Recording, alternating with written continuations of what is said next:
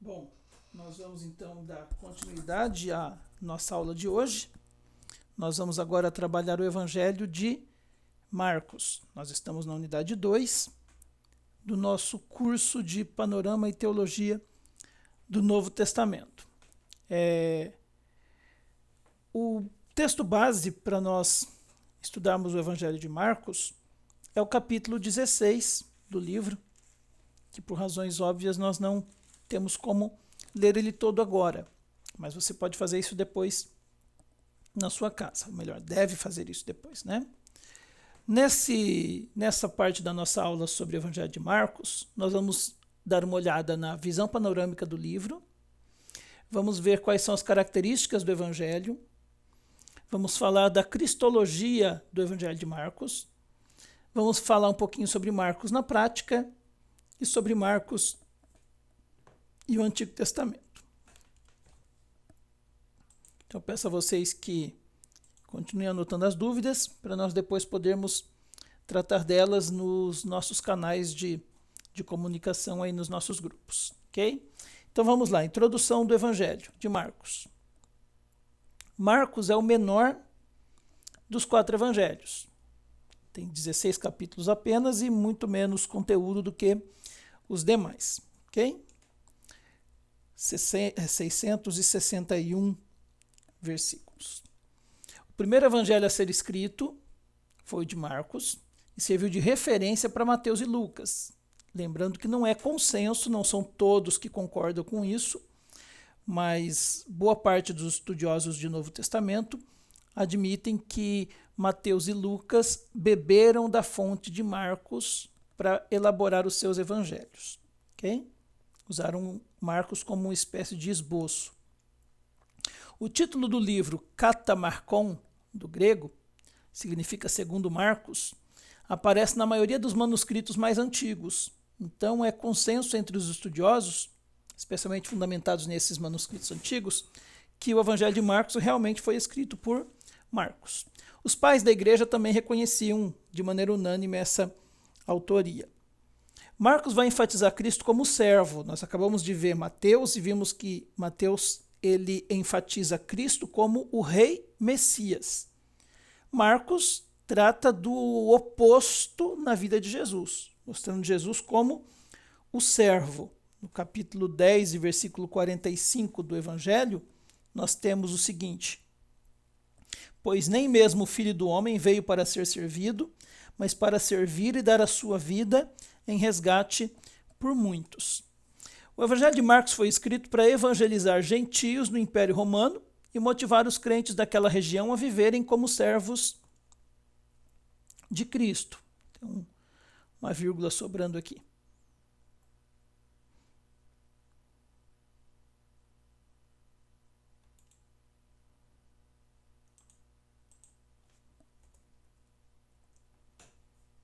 Isso, me perdoem a correção aqui. A gente revisa, mas sempre fica uma coisinha, né? Então, Marcos foi escrito para mostrar Cristo para os romanos, evangelizar romanos. Por isso nós vamos ver que há características no Evangelho de Marcos bem distintas dos demais evangelhos. Vamos lá então para uma visão panorâmica desse livro que com tanta maestria mostra Jesus aos gentios, aos romanos, né? O grupo a que pertence, assim como Mateus, é um dos evangelhos sinóticos. Na organização do nosso cânon, ele é o segundo livro. A autoria é a de João Marcos, acabamos de ver isso. Data da escrita, por volta de 50 a 60 depois de Cristo. Logo, é o primeiro evangelho a ter sido escrito, tá bom?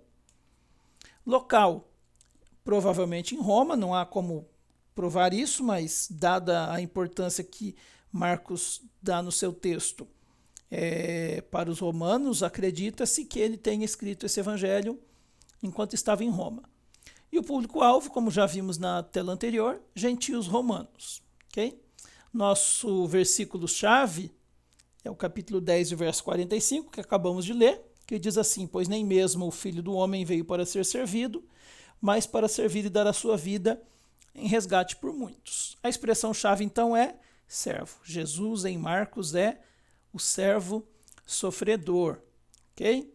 Esboço do livro. Mais uma vez eu trago aqui para vocês um esboço diferente do livro de vocês, justamente para nós termos mais de um material de estudo.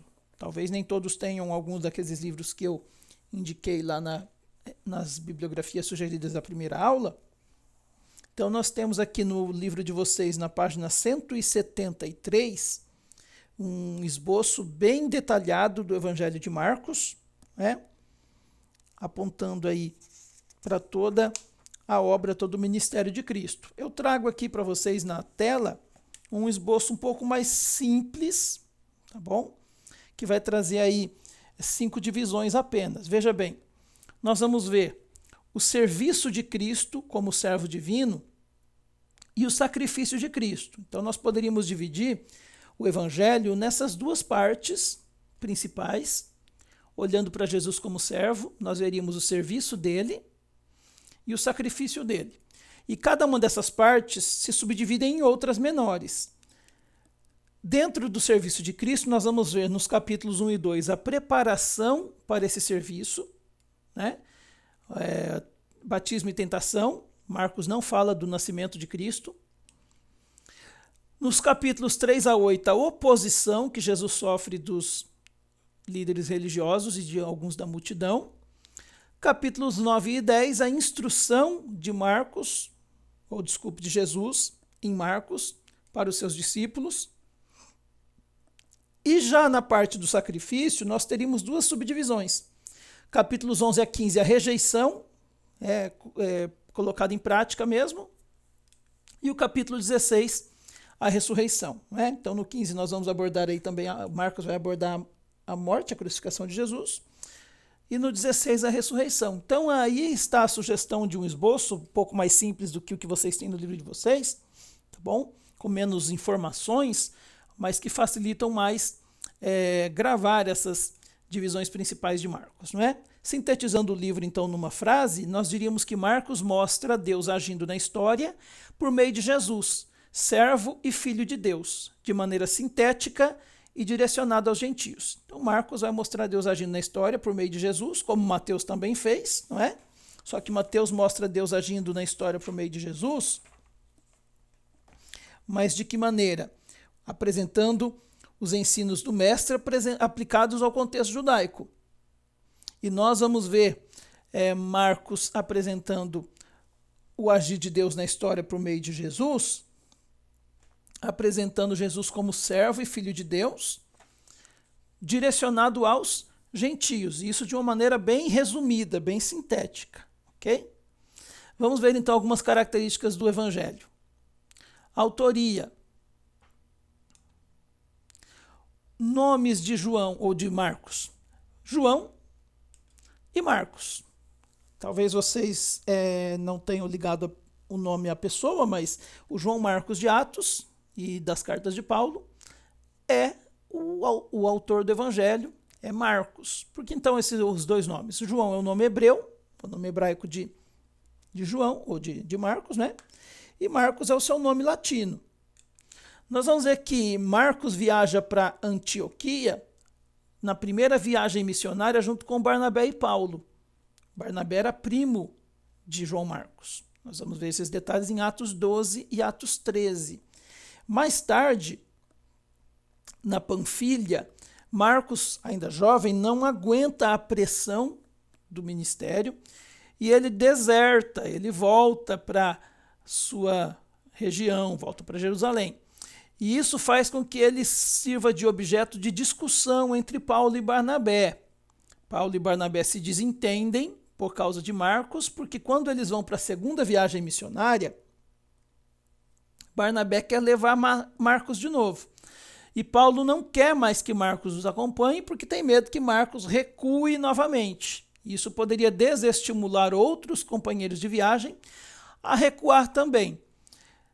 Por essa razão, Paulo então vai se separar de Barnabé. Isso, de certo modo, foi até bom para a propagação do evangelho, porque agora, ao invés de uma frente missionária, nós temos duas. Paulo parte para um lado, levando Silas como companheiro, e vamos ver depois pelos relatos de Lucas que Lucas estava junto também, né, em Atos. E Barnabé leva Marcos com ele. Então nós temos agora duas frentes missionárias, Paulo e Silas de um lado, Barnabé e Marcos de outro. No entanto, essa briga entre Paulo, Barnabé e Marcos não terminou de uma maneira ruim. Houve conciliação, reconciliação. Poderia ser diferente, estamos falando de cristãos, não é? Então, mais tarde, Marcos vai ajudar Paulo durante o tempo que Paulo esteve preso em prisão domiciliar lá em Roma. Nós vamos ver isso em Colossenses 4 e Filemão 24. Então, Marcos vai ser muito útil para Paulo mais tarde. Nos momentos mais difíceis do ministério de Paulo, quando Paulo está preso, Marcos é que vai ajudá-lo, né? Também vamos ver em 2 Timóteo 4,11 que Paulo solicita a presença de Marcos junto dele lá na prisão. Ao escrever a carta, ele pede para Marcos vir vê-lo, né? Se sente só e sente a necessidade de ter ao seu lado Marcos. O que isso ensina para a gente, irmãos? Que um fracasso nem sempre impede permanentemente a utilidade da pessoa. Marcos, aparentemente, fracassou aqui, né? Marcos não aguentou a pressão. Mas isso não quer dizer que ele estava impedido permanentemente de ser útil. Mais tarde, ele vai ser útil a Paulo justamente nas horas em que Paulo mais precisou. Então nós precisamos aprender a não desprezar as pessoas porque elas erraram, porque elas falharam, não é? Aprender com essa história que todos nós podemos passar por momentos difíceis e somos passíveis de falharmos, até de recuarmos talvez. Mas nós podemos contar com a graça de Deus que nos levanta e entender que podemos ainda ser úteis. Se você me ouve aqui e já se sentiu assim desprezado, rejeitado, creia que Deus tem o poder de refazer a tua história e de refazer o teu ministério para a glória dele. Amém? Aspectos literários do Evangelho de Marcos. Nós vamos ver em Marcos o registro de muitos milagres e de apenas 2 sermões extensivos. Esses sermões contêm 4 parábolas. Marcos não se prende a muito discurso. Marcos é muito prático, né? E ele então registra mais a ação de Cristo, os milagres. Isso ensina o quê? Que ele se propôs a destacar o que Jesus faz, os atos de Jesus, e não o que Jesus ensina.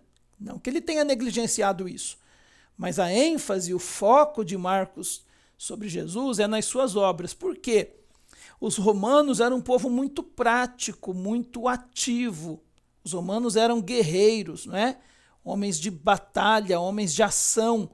Se ele escreve para romanos, ele tem que escrever um tipo de literatura que vá prender a atenção dos romanos. Ele tem essa preocupação. Enquanto Mateus escreveu citando textos do Antigo Testamento, citando profecias e tudo mais, porque escrevia para judeus, e judeus se sentiam atraídos por isso, Marcos escreve de uma maneira bem ágil, mostrando Jesus o tempo todo fazendo alguma coisa, porque esse é o tipo de literatura que vai prender a atenção dos romanos para quem ele escreveu. Aí nós vamos ver a inspiração de Deus junto dos seus autores, somado à perspicácia desses autores. Eles estão usando sabedoria para escrever os seus livros. Quando nós vamos pregar o evangelho hoje, nós devemos fazer o quê também? Se preocupar com qual é o meu público e encontrar uma maneira bíblica de expor o conteúdo da mensagem de forma que eu prenda a atenção desse público. Nós vamos estudar um pouquinho sobre isso, se já não fizemos essa parte do curso, porque o curso é circular, não é? É rotativo.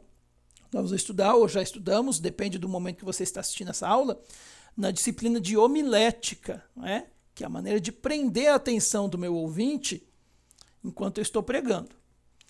Outros aspectos literários de Marcos. Nós não vamos ver, então, o registro de genealogias. Elas não são importantes para os romanos. Marcos não se preocupa com isso. Também não vamos ver muitas referências a leis, especialmente as judaicas, porque elas não fazem sentido para os romanos, eles têm a sua própria lei. Também não vamos ter profecias judaicas, que não fazia sentido nenhum para os romanos. O que isso ensina? Que o foco dele é realmente no povo gentílico e não em judeus. Ok? A relação entre Pedro e Marcos. Provavelmente o evangelho foi baseado nos sermões de Pedro. Há uma séria concordância acerca disso, né? Entre os estudiosos, que Marcos escreve fundamentado no que Pedro ensinou. Alguns vão dizer que, inclusive, Pedro contribuiu diretamente a alguns pontos do Evangelho, ditando trechos do Evangelho, não é? E por que isso se torna evidente? Porque, de que maneira isso se torna evidente? Porque não há narrativa do nascimento de Jesus em Marcos. E por que não há evidências disso? Porque ele vai registrar o seu Evangelho a partir da experiência cristã de Pedro, quando Pedro já era adulto. Ou quando Jesus já era adulto, desculpe. Ele vai registrar a partir da experiência de Pedro depois do Pentecostes, quando Pedro é o pregador da igreja. Né? E Jesus, nessa ocasião, já era adulto, já tinha inclusive morrido e ressuscitado para o céu. Então o Evangelho vai refletir o quê? A teologia de Pedro da pessoa de Jesus. Marcos vai registrar essa teologia de Pedro sobre o que Pedro ensina acerca da pessoa de Jesus. Aí nós temos pelo menos 6 ou 7 princípios ou ensinos dessa teologia que Pedro ensinou, especialmente nos seus sermões, né, no sermão de Atos 10, que são utilizadas por Marcos no seu Evangelho. Veja só. Marcos vai trazer no verso 1 do seu livro: princípio do Evangelho de Jesus Cristo, Filho de Deus. Pedro fez uso disso no seu discurso de Atos 10, no versículo 36. Evangelho da paz por meio de Jesus Cristo. Veja como uma semelhança incrível, né? Marcos vai tratar da descida do Espírito Santo sobre Jesus, no verso 10 do capítulo 1. Em Atos 10, no discurso de Pedro, nós temos Pedro falando que Deus ungiu a Jesus de Nazaré com o Espírito Santo e com poder. Depois Marcos vai tratar do ministério de Jesus na Galiléia, do capítulo 1 ao 8, e Pedro fala disso no seu sermão, tendo começado desde a Galiléia. Vamos ver muitas curas e expulsões de demônios em Marcos, que são narradas por Pedro no seu discurso no verso 38. Andou por toda parte, fazendo bem, curando a todos os oprimidos do diabo, porque Deus era com ele. O ministério em Jerusalém de Jesus, que Marcos registra nos capítulos 11 a 14, são narrados por Pedro no versículo 39 de Atos 10. Nós somos testemunhas de tudo o que ele fez na terra, dos judeus e em Jerusalém. A morte de Cristo no capítulo 15 de Marcos é registrada no verso 39 de Atos 10. Pedro vai dizer, ao qual também tiraram a vida pendurando-o no madeiro.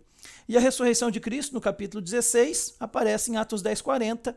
A este ressuscitou Deus no terceiro dia. Então veja que se nós olharmos para o sermão de Pedro aqui, provavelmente Marcos estivesse lá ouvindo, não é? Nós vamos ver que Marcos fundamenta o seu livro nesse discurso, não é? De Pedro. Ele usa como esboço esse discurso de Pedro para escrever o seu Evangelho. E ele mostra o quê? A teologia que Pedro enxergava na pessoa de Jesus. Filho de Deus, cheio do Espírito, Deus Espírito, pregou na Galileia, ministério na terra, poder sobre os demônios e as enfermidades, o ministério que foi primariamente para os judeus, que não o aceitaram, a morte de Cristo, que para nos perdoar os pecados, a sua ressurreição, que nos garante a vida eterna. Então, isso é observado por Pedro no seu sermão, e Marcos vai escrever aqui, né? Destinatários, como já vimos durante essa aula, ele escreve diretamente para os romanos, né? Por isso ele não traz, ou melhor dizendo, por isso ele traz explicações de costumes e palavras judaicas, porque os romanos não estavam familiarizados com esses costumes, com essas palavras, né? Então Marcos faz questão de explicar. Eu já dei esse exemplo na primeira parte da nossa aula, quando nós vimos o contraste entre Mateus 15 e Marcos 7. Nós vamos ver que Marcos explica os costumes que Mateus não se preocupa com isso. Nós vamos ter ainda o uso de termos latinos e as palavras legião e centurião, que são características de Marcos, aparecendo nesse evangelho. e vamos ver que não há genealogias nenhuma. Isso aponta para o quê?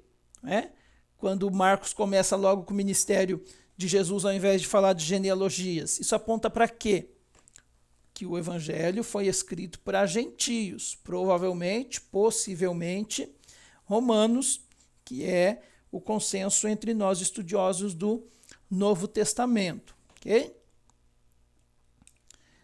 Nós vamos ver que metade do livro de Marcos é de narrativa dinâmica. Eu já antecipei isso. Marcos escreve Jesus agindo o tempo todo. Não há discursos compridos, longos, que nem nós vamos ver em Mateus, que há pelo menos 5 sermões enormes de Jesus, capítulos inteiros ou mais de um capítulo. Marcos não faz isso. Ele é sempre dinâmico, sempre está falando o que Jesus fez, o que Jesus está fazendo. Isso é interessante. A outra metade do livro de Marcos são ensinos e discursos. Só que, veja bem, nós temos aí 8 capítulos apenas para tudo isso. E ele é muito sucinto. Então, o livro de Marcos trata do quê? De um livro de ação. 40 vezes nós vemos a palavra imediatamente e logo aparecendo no Evangelho de Marcos. Dependendo da tradução, claro, Mas imediatamente e logo. São palavras que mostram ação, que Jesus não parava. 40 vezes no evangelho de 661 versículos é bastante. Isso mostra então o quê? Que ele tem foco no povo gentílico. Esse é o foco de Marcos, O Romano se interessava mais pela ação. Marcos então está mostrando isso claramente no seu evangelho. Acho que eu escrevi alguma coisa errada aqui, me perdoem, tá? Deixa eu corrigir aqui. Opa.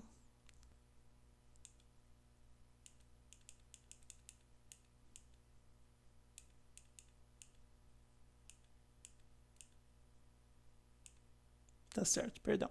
Então, veja bem. O foco de Marcos é o povo gentílico. É para os romanos, inicialmente, que ele está escrevendo, porque os romanos se preocupam, se interessavam mais pela ação, ok? Vamos lá mais um pouquinho. No Novo Testamento, quando nós pensamos nele de maneira prática para nós hoje, nós podemos ver que Marcos nos ensina que, assim como ele foi influenciado fortemente pelo apóstolo Pedro, quanto à sua vida cristã, assim como Pedro foi um influenciador na vida de Marcos, nós precisamos ou nós devemos ser para os perdidos influência também.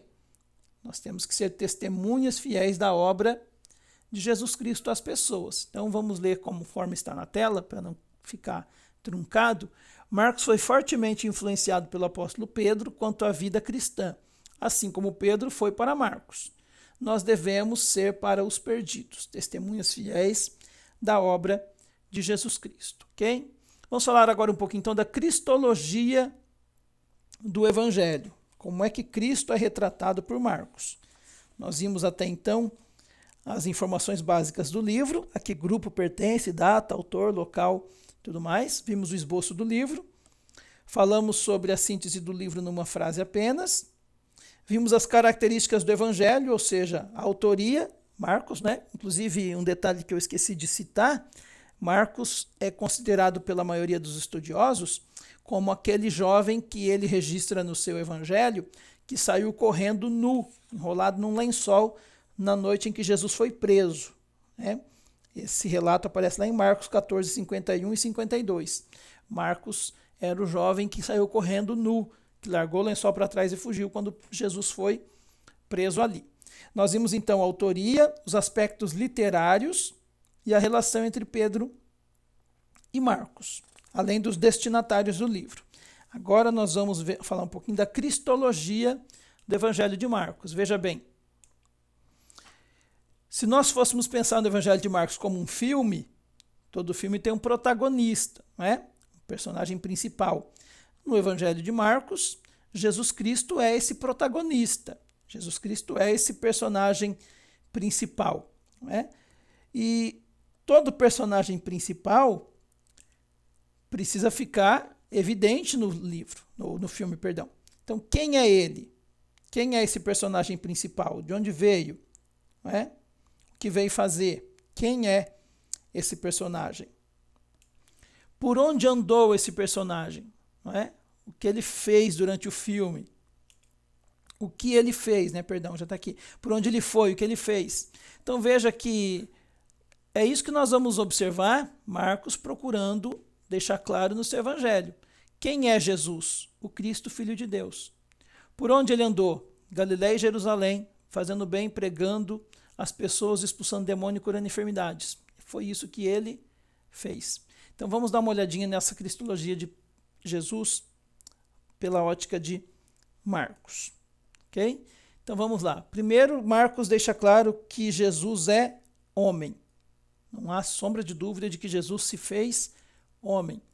Por quê? Ele orou, ele comeu, ele bebeu, ele sentiu fome, ele tocou nas pessoas, ele foi tocado pelas pessoas, ele entristeceu-se, ele indignou-se, ele sentiu sono e cansaço, ele teve corpo humano, ele morreu.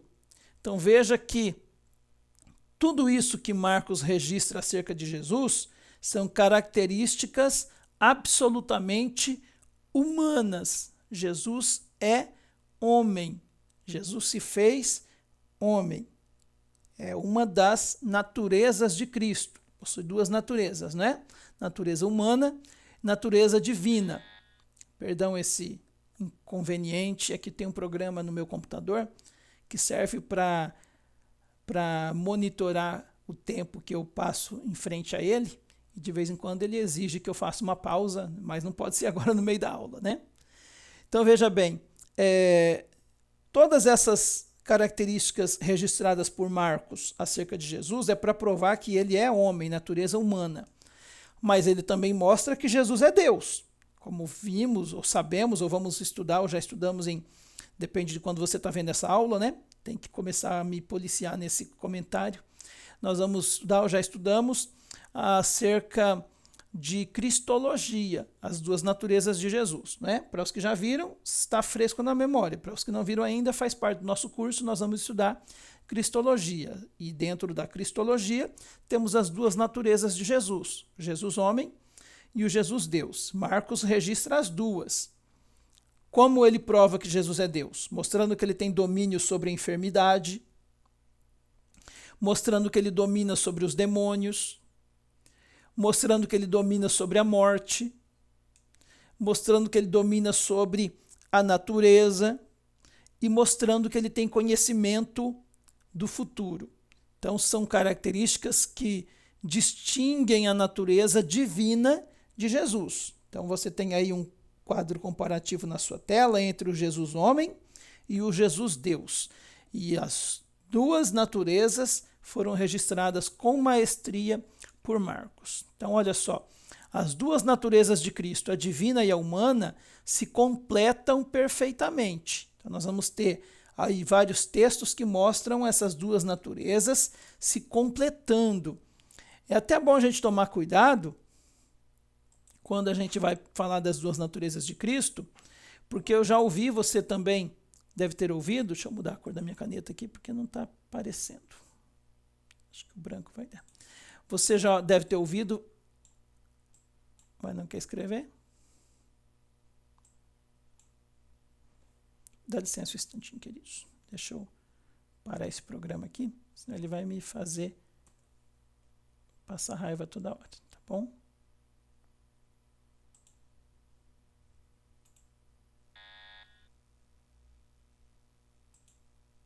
Isso, me perdoe.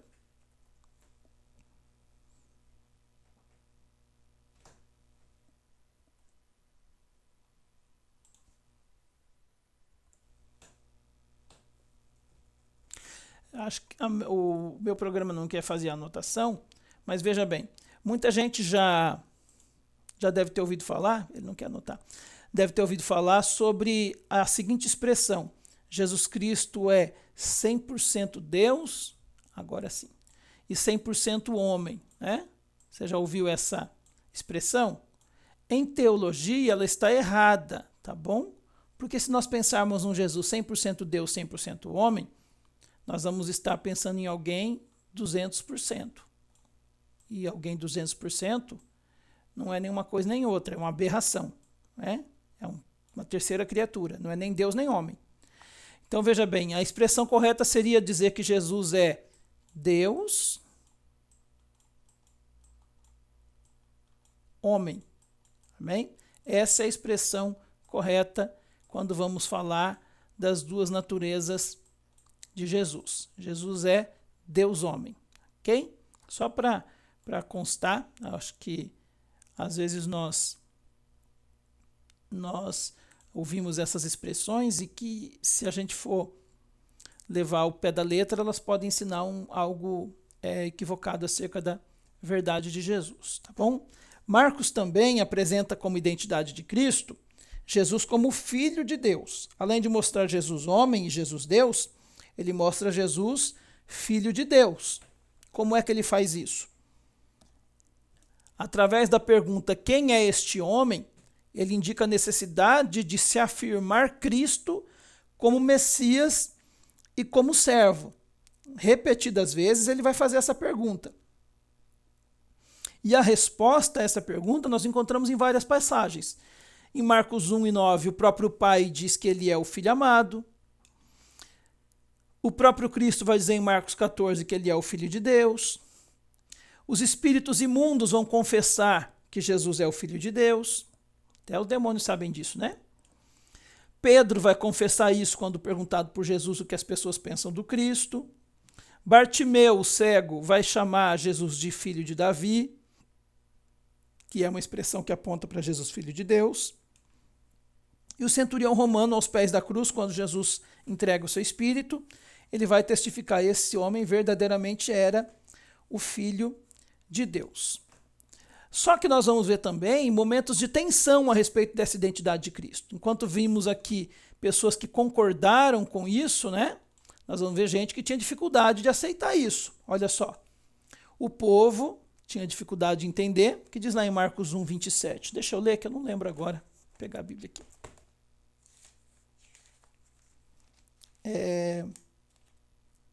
Todos ficaram tão admirados que perguntavam uns aos outros: o que é isto? Um novo ensino e com autoridade. Até os espíritos imundos ele dá ordem e eles lhes obedecem. As notícias a seu respeito se espalharam rapidamente por toda a região, né? Então, vemos aí momentos de tensão, que as pessoas tinham dúvidas ou dificuldades em aceitar esse fato de que Jesus realmente é Filho de Deus. O que é isso, ser Filho de Deus, né? Vamos ver os escribas rebatendo isso, os próprios discípulos tendo dificuldade de entender, a multidão, mais uma vez, os religiosos, os líderes em Marcos 11, o sumo sacerdote em Marcos 14 e o próprio Pilatos em Marcos 15. Não conseguem entender o que significa de fato Jesus ser o Filho de Deus, ok? E por fim, nós vamos ver que, apontando para a identidade de Jesus, Marcos mostra Jesus como Salvador. Numa de suas declarações, Jesus diz o que para nós? Ele deixa claro que ele veio para dar a sua vida em resgate por muitos. Então Marcos vai apresentar um Cristo sofredor, mas acima de tudo, um redentor daqueles que professam fé em seu nome. Então ele é sofredor, sofreu, é servo sofredor, sim, mas ele também é redentor. Ele veio para dar a sua vida em resgate daqueles que nele creem, ok?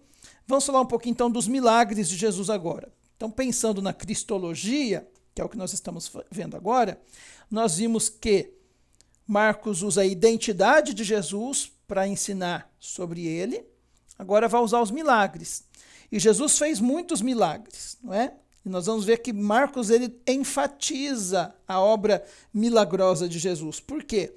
O interesse principal dele é provar que Cristo é o Messias, Filho de Deus, pela ênfase nas ações de Jesus. Ele sempre, o tempo todo, está mostrando ações. Então ele vai mostrar Jesus curando o endemoniado, Jesus curando a sogra de Pedro, Jesus curando o leproso, Jesus curando o paralítico, o homem com a mão ressequida, o endemoniado gadareno, depois um surdo e um gago, depois um cego, depois o jovem endemoniado, Depois ele vai exorcizar várias pessoas.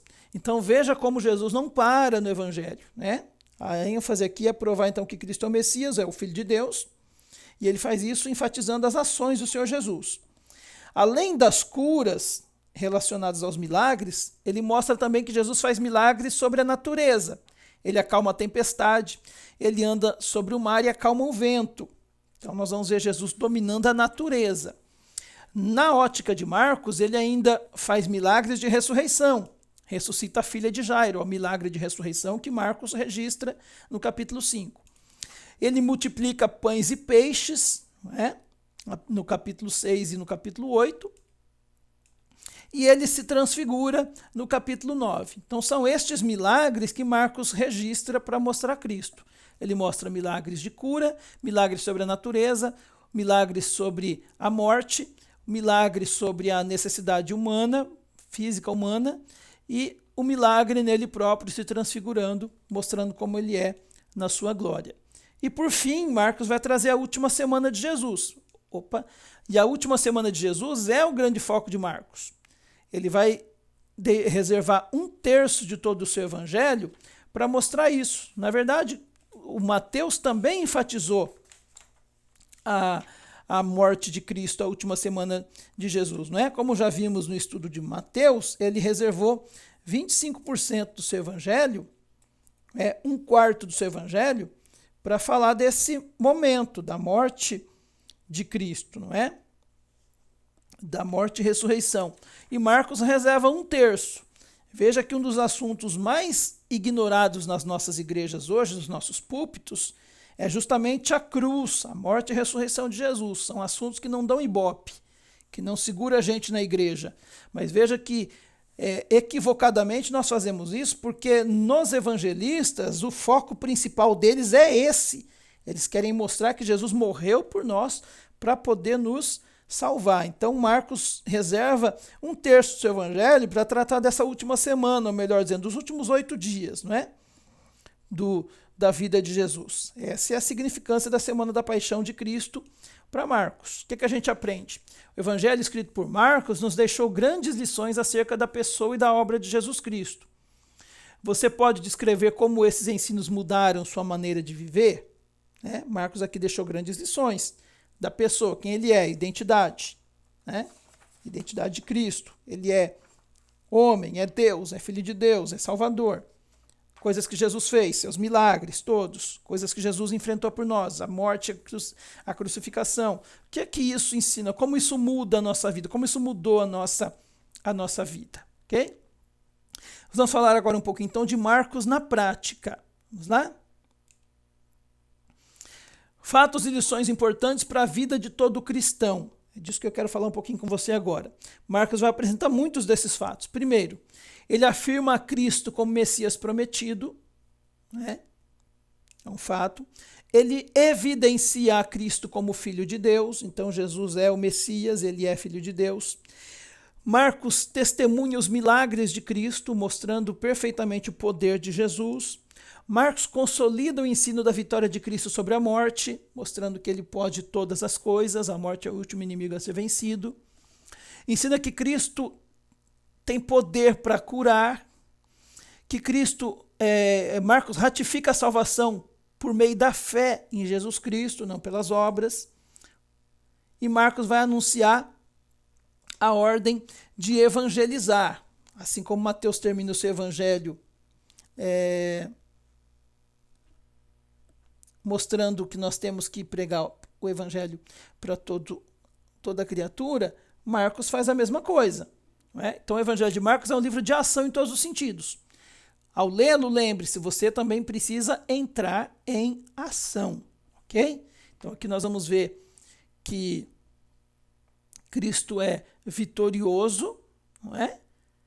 Que nós somos salvos por meio dele, por meio da fé nele, e que nós precisamos trabalhar por ele. Ok? Para encerrar essa nossa aula de hoje, então nós vamos falar um pouquinho de Marcos e do Antigo Testamento. Veja só, olhando para trás um pouquinho, João Batista é a voz do que clama no deserto. Marcos fala sobre honrar pai e mãe. Marcos mostra que Cristo é a pedra angular.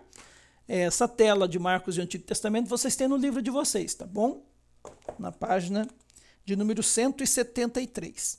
Então, Cristo é a pedra angular, aquela que daria sustentação. Cristo é abandonado, e isso foi registrado no Salmo 22. Marcos apresenta a instituição do casamento em Marcos 10, e nós vamos ver isso em Gênesis 2. Vamos ver também em Marcos que ele fala da purificação do templo, que está registrado lá em Jeremias 7,11, quando Deus exige que se faça purificação pelo seu templo, ok? Então esse é o Marcos e o Antigo Testamento. Concluindo então, nós vamos ver que a característica principal de Marcos é o movimento rápido dos relatos, né? O evangelista não tem preocupação com longos registros, como vimos. Ele revela de maneira rápida as obras de Jesus. É sempre correndo. Só que não negligencia a verdade. Ele não é menos fiel nos seus relatos do que os demais evangelistas, porque ele deixou de registrar muita coisa. De maneira nenhuma. Tá bom? Então, para fechar com chave de ouro essa aula de hoje, vamos refletir mais uma vez no nosso texto base do Evangelho de Marcos, que é o versículo central e a essência de todo o Evangelho, não só de Marcos, mas dos 4 evangelhos. Pois o próprio Filho do Homem não veio para ser servido, mas para servir e dar a sua vida em resgate por muitos. Ok? Nossa atividade de memorização de hoje, dessa segunda parte da aula, nós já tivemos os exercícios de Mateus, né? Nós temos aí algumas perguntinhas para vocês responderem essas perguntas e entregarem na próxima aula para o professor corrigir, tá bom? Como se explica a relação entre Pedro e Marcos? Nós estudamos sobre isso, né? Andaram juntos e um serviu de inspiração para o outro. Quais são as 4 características que compõem a identidade de Cristo? Já reforçamos isso agora no finalzinho da aula. De acordo com a estrutura do texto de Marcos, qual é o grande foco do evangelista? O que é que Marcos queria mostrar e para quem? E por fim, quais são as características do Evangelho de Marcos que apontam para o destinatário do livro? O que é que prova que ele realmente quis escrever para o destinatário, que são os romanos, né? Então, quais são as características que mostram que ele fez questão de escrever para romanos? Então são essas atividades, vocês vão responder numa folha de caderno, entregar para o professor, vai servir de nota da nossa disciplina. Nós não teremos prova dessa disciplina, tá bom? Mas nós teremos essas atividades, cada parte da nossa aula vai trazer uma série de atividades para nós pensarmos juntos aí. Que Deus abençoe a todos vocês.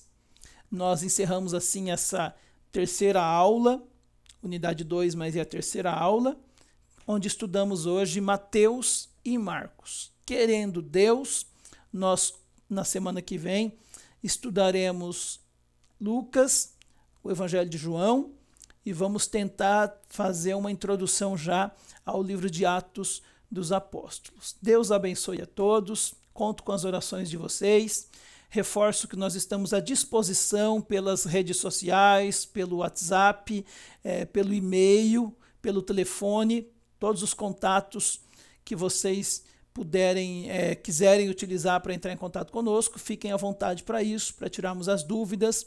Aí no slide tem o e-mail, o Gmail, tá bom? Mas tem também o Outlook, se você preferir, que é anderson.andujar@outlook.com. Então nós temos aí vários canais à nossa disposição. Deixo aqui o meu abraço a todos e até a próxima aula, com a graça de Deus.